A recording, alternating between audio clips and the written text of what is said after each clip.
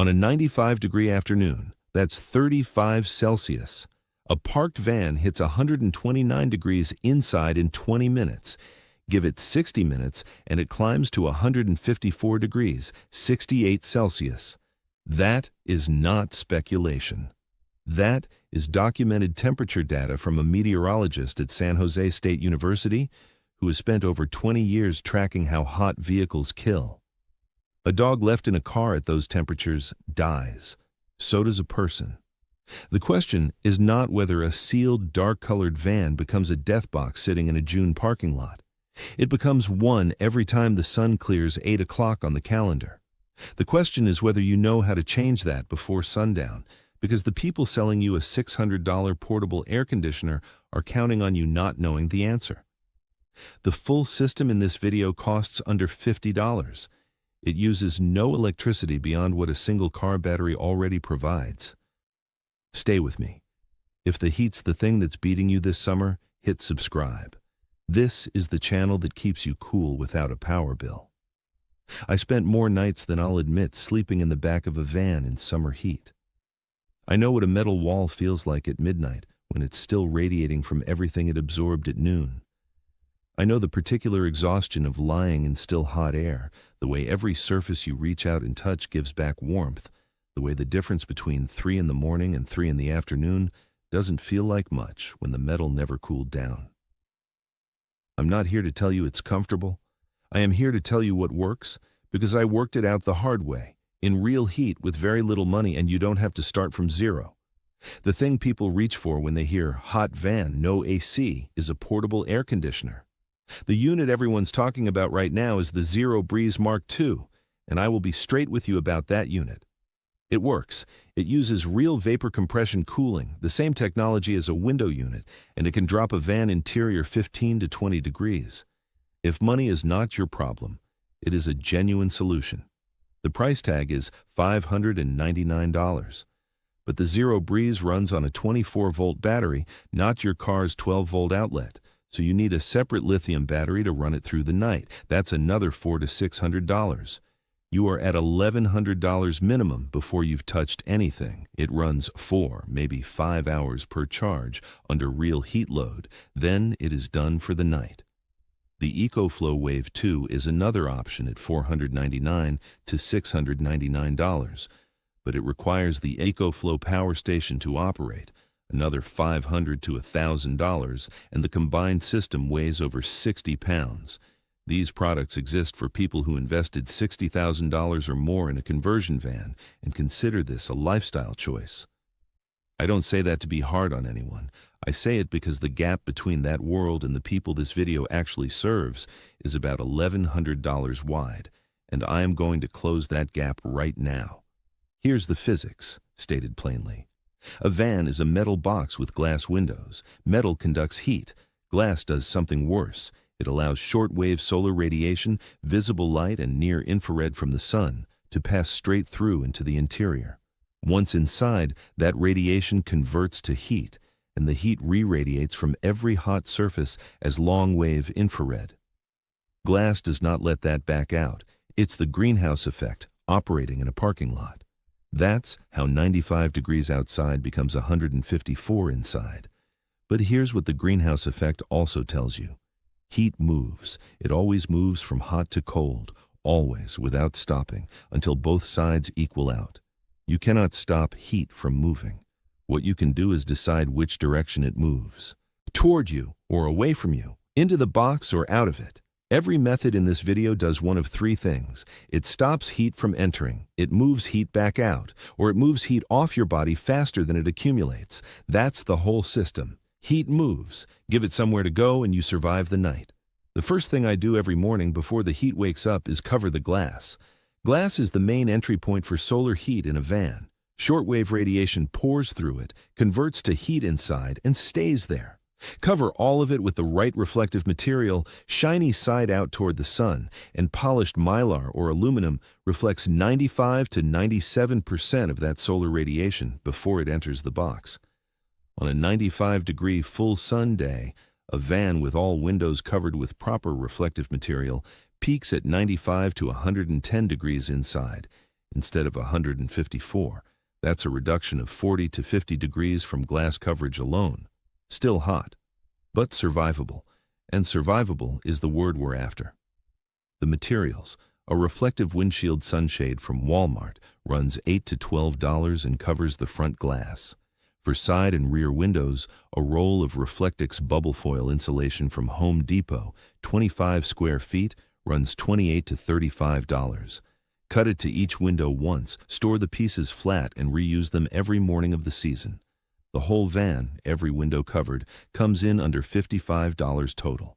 If you need cheaper than that, a 4-pack of emergency Mylar blankets from Amazon costs $5 to $8.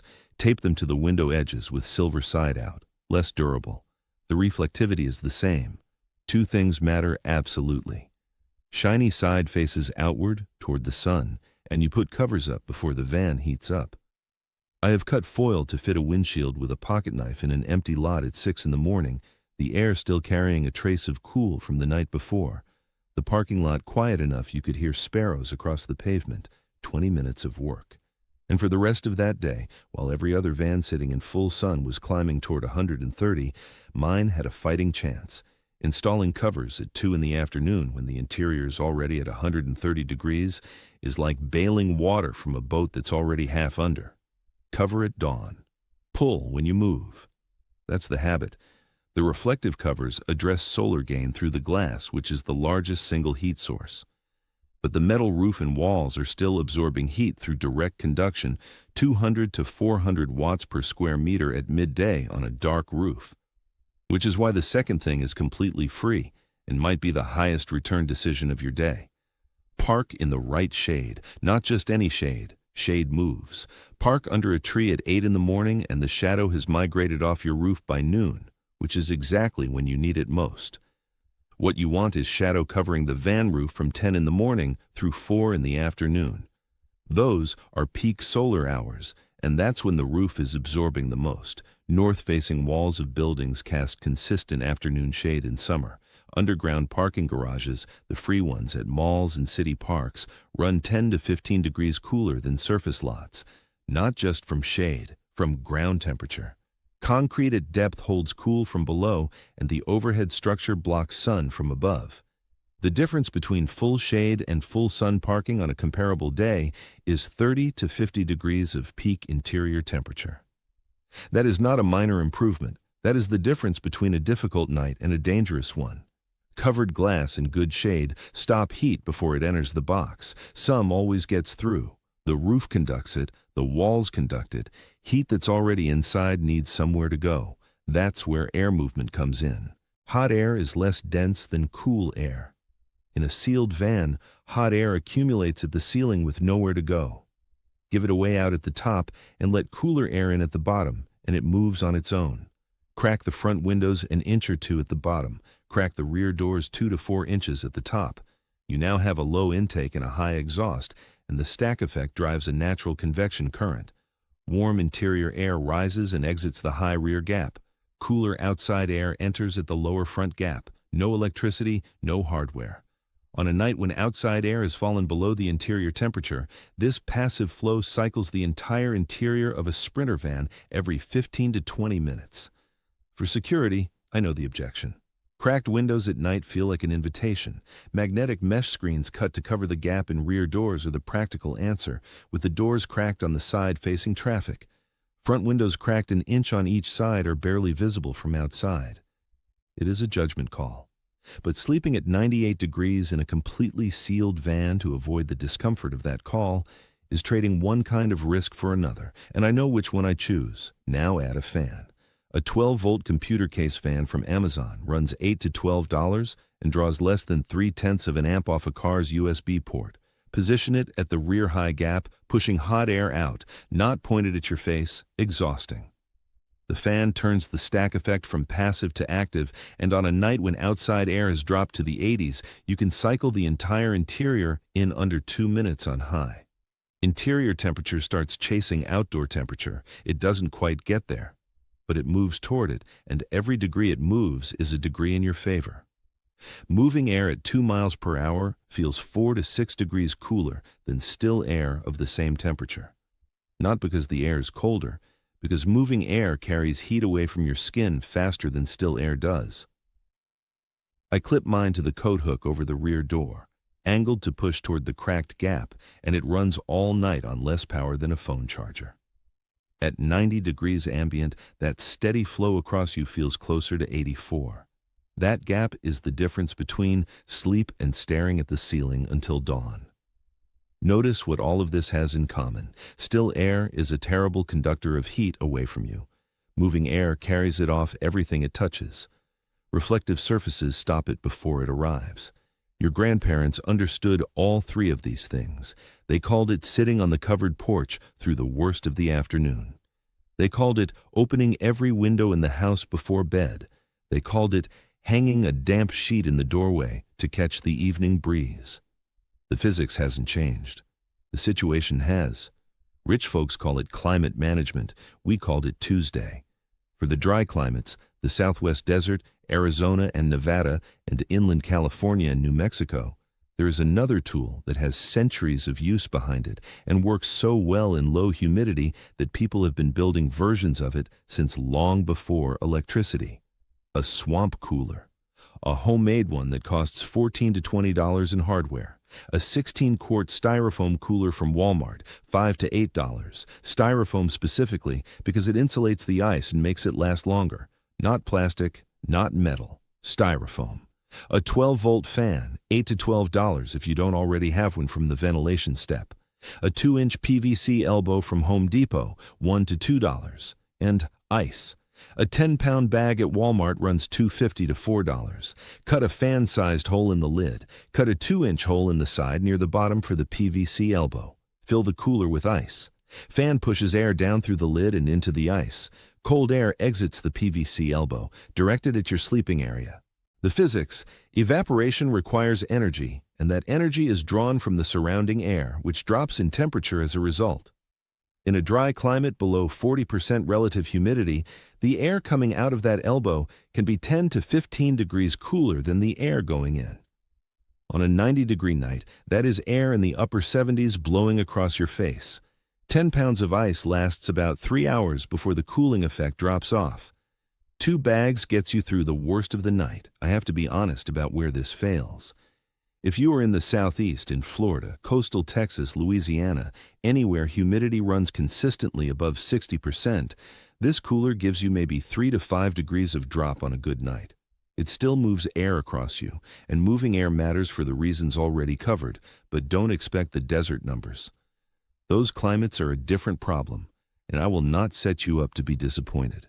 Know which problem you have. Ice is a recurring cost. At $4 a bag and 2 bags a night in a heat wave, you're spending close to $50 a week.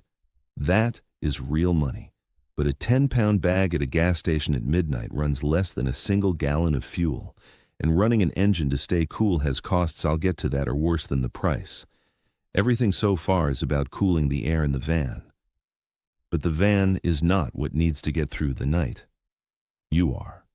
And sometimes the most effective move is to stop trying to cool a metal box and start cooling the body inside it directly. Major blood vessels run close to the surface at your wrists, your neck, your inner elbows, behind your knees.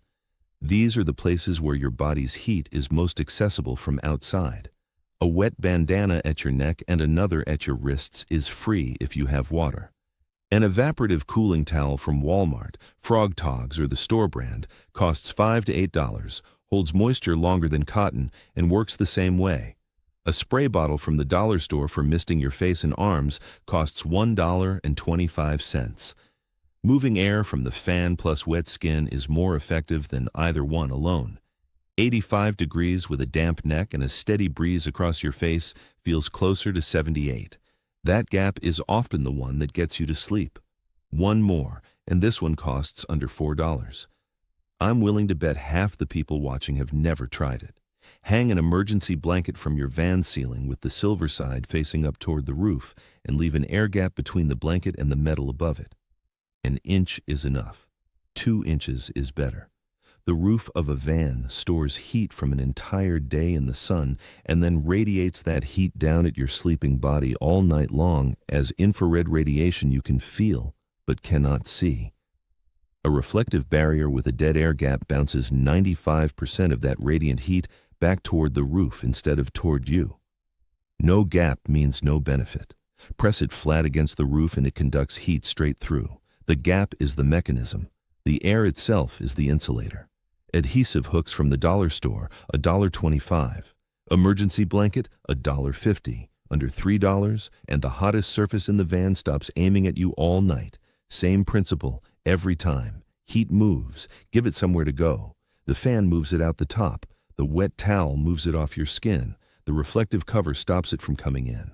The radiant barrier turns it back before it reaches you. A $600 portable AC does the exact same thing this entire system does. It gives heat somewhere to go. The difference is, we're using physics. They're using your credit card. Let me be clear about something. The global portable AC market is valued at roughly $4.8 billion a year. The U.S. residential cooling market exceeds $12 billion annually. Nobody with a financial stake in those industries has any incentive to explain that reflective window covers and a $12 fan can make a van survivable. It doesn't require a conspiracy. Nobody has to meet in a room and agree to suppress the information. The information simply doesn't fit the business model, so it doesn't appear on the first page of the website. It doesn't make the catalog. It doesn't get the advertising budget. It lives in the knowledge of the people who figured it out the hard way, because they had no other choice. And then there's the legal reality, and I want you to hear this clearly.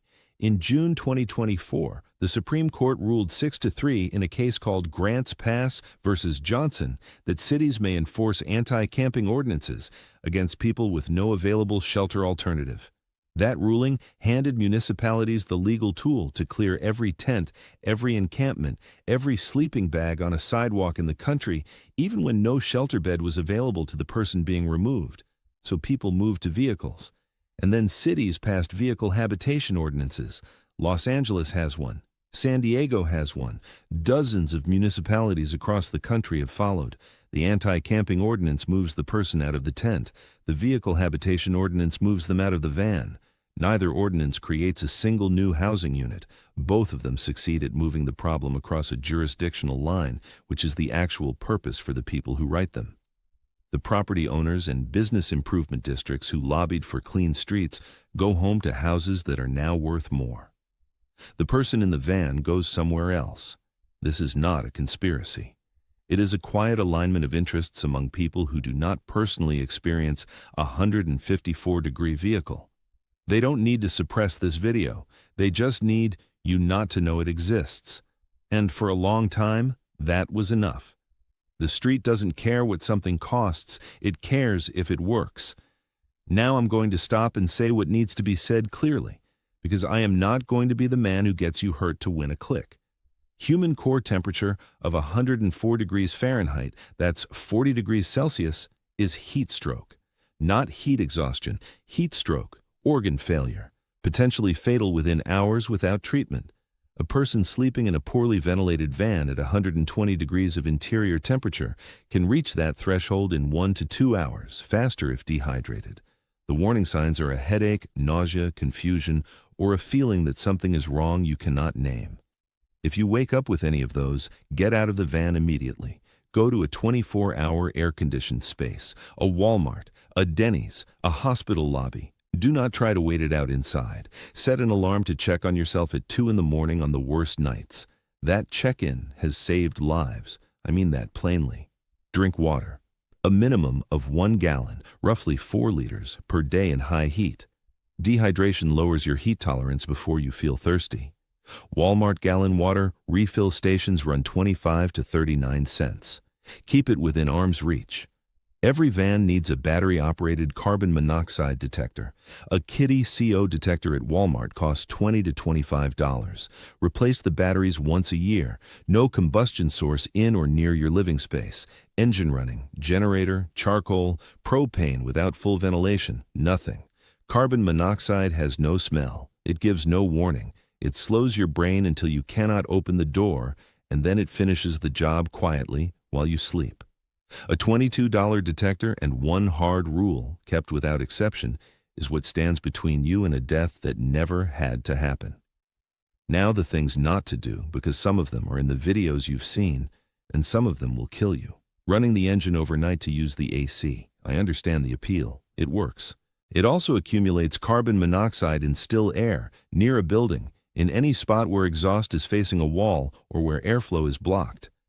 People have died in this scenario in this country in recent years. CO doesn't smell. California caps vehicle idling at 5 minutes under Vehicle Code, Section 225.15, with local municipal codes in cities like Los Angeles stacking on top of that. New York City caps it at 3 minutes. Fines run $100 to $1,000 depending on the municipality. And at $4 to $5 a gallon, running an engine under AC load burns a half gallon to a gallon and a half per hour. That's $25 to $70 a night in fuel. It doesn't add up, and it can kill you. A generator inside or adjacent to the van? No. A 1,000-watt generator produces roughly 100 times the carbon monoxide of a car engine at idle. There is no ventilation arrangement that makes this safe in an enclosed vehicle. This has killed vehicle dwellers. There is no workaround I will give you for it. Black curtains or dark window covers for privacy. This is the one I want every person in the comments to hear. Dark fabric absorbs solar radiation and re-radiates it as heat into the van interior. Black curtains make the van hotter than uncovered windows. I know they appear in nearly every van build video. I know they feel like a solution because they block light. The physics says they are a heat source. Switch to light-colored fabric or reflective material. The swap costs nothing if you use what you already have, and it reverses the direction of heat flow. I know what some of you are thinking right now. You're thinking, you're telling people to sleep in a hot car, and people die in hot cars every summer. They do. And they die in those cars because the cars are sealed, dark, unventilated, and the people inside them have no working system and no one who taught them otherwise. This video is specifically about building the working system. A person with reflective covers on every window, a passive stack vent running, an $8 fan exhausting from the rear, and wet pulse points is not in the same situation as a person in a sealed, dark van. Every method here moves heat away from the body inside. The risk of the sealed van is death. The risk of this system is a warm and uncomfortable night that ends with you alive. And for anyone who wants to say those people should simply find better options, HUD's 2023 count documents over 650,000 unhoused Americans with roughly 40% sleeping outside. Vehicle dwelling is the fastest growing unsheltered category in high cost of living cities. Many of them have jobs. Many of them chose a vehicle over a shelter that had rules they could not meet. They are engineers of survival. They deserve a working system. Here's the one I saved. If you make one hardware investment beyond the $50 basic kit, make it a roof vent fan. The MaxAir MaxFan 5100DH runs $120 to $145. The Fantastic Vent 1200 runs $120 to $165. A MaxFan at the van's highest point moves up to 900 cubic feet of air per minute on high. A standard Sprinter interior holds about 280 cubic feet. That fan replaces the entire interior air in under 30 seconds on high. On a night when outside air falls to 80 degrees, it brings the van interior to within 5 to 8 degrees of that outdoor temperature. The frame seals against rain with a built-in cover. It keeps bugs out better than any cracked window with mesh. It requires one cut in the roof with a jigsaw and 2 to 4 hours of installation with basic sealant. Once it is in, it is the most impactful single piece of thermal hardware you can put in a van. Not the most expensive thing I mentioned today, but it is what you build toward when the basic system is running and you want the ceiling to move. That is the ceiling. $145 all in, built on top of the $50 floor. Everything between the floor and the ceiling is physics, not price. So here's what I'd do before the sun is up tomorrow. Cut your Reflectix window covers and store them labeled by window. Find your shade position for 10 in the morning through 4 in the afternoon and park there before it heats up. Crack the rear high and the front low before you sleep. Get the $8 fan on the rear exhaust position. Wet a bandana for your neck. Hang the emergency blanket with the gap. Keep your gallon of water within arm's reach. That is $50 and one morning of work. Those methods stack. Each one drops the number inside the van.